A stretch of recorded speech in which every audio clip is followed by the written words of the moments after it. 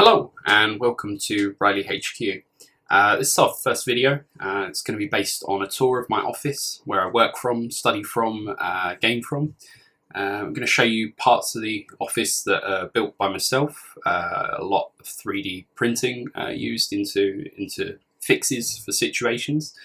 This channel is mostly going to be along the lines of technology and game collecting. So if you're interested in that stuff, please give me a thumbs up, subscribe, that'd be great. I have to apologise for the camera quality. Unfortunately, I don't have the budget for a massive camera at the moment as I'm just starting this. I am looking to get a new camera in the next few weeks. So if people are willing to stand by, that'd be great. It will improve, as will the lighting, as will the editing and so on. Yeah, hope you enjoy the video and I'll see you soon.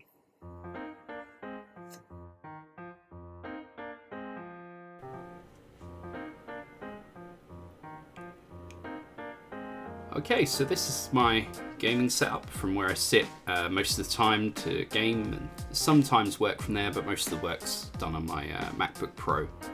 And we're panning around to now my game collection. It's around 486 titles spanning across 16 systems.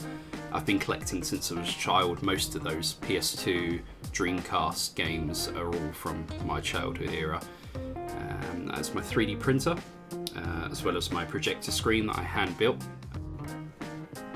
This is the 3D printer. It's a Creality 10S Pro. My previous printer was an Inet A8, which was great, did the job for learning to print. And this is the cupboard where I store a lot of my 3D print items. This was, I believe, the second model that I ever made. It was probably one of the easiest to print, not the easiest to paint, but it was still enjoyable to create nonetheless. Absolutely solid piece. I think it's about 45 centimeters tall, so you can imagine the ratio on this one. There's not so much details in this one as compared to this one, which is the stereo, probably the hardest 3D print I've had to print, and it was one of my first, so it's more serves as a reminder of the first early days of printing. Okay, this is one of my most useful 3D prints. I'm sure you saw this earlier in the clip, and this is just to charge my Valve Index controllers. They are USB-C used with a magnetic insertion, and then I've hot glued them in place underneath the 3D print. They're also charging two Vive wireless adapter batteries in the back there. So we'll take a closer look at the gaming setup, the PC gaming setup. Say Corsair keyboard, Corsair mouse, M65 Pro. As you can see, the 3D printed controller adapters there in the back. Now the desk setup is a little bit difficult to have a front-on gaming setup. So I've kind of opted for the corner in the edge with the monitors, so I can have extra room to the right for things like my laptop, the adapters, and the swing arm for the microphone.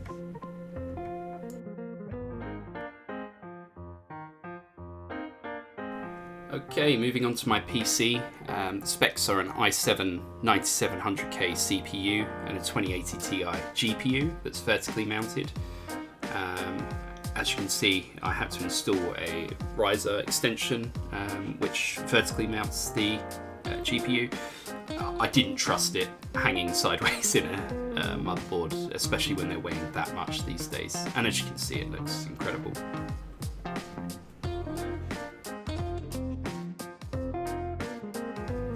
And here, unfortunately, is the mess that is the cables for my room.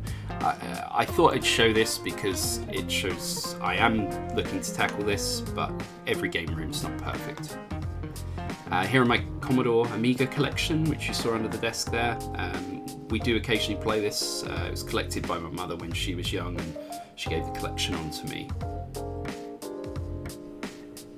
So here is my games collection. It spans 486 titles across 16 platforms. The platform I have the most games for currently is PlayStation 3. It wasn't intentionally like that to begin with. It just happened so that I found a Gumtree listing that had plenty for a very low price. Above here I've just got figurines, a random air freshener, big box PC games, the Mysterio that we saw earlier, and the sensor for my VR, which is most of the time unplugged.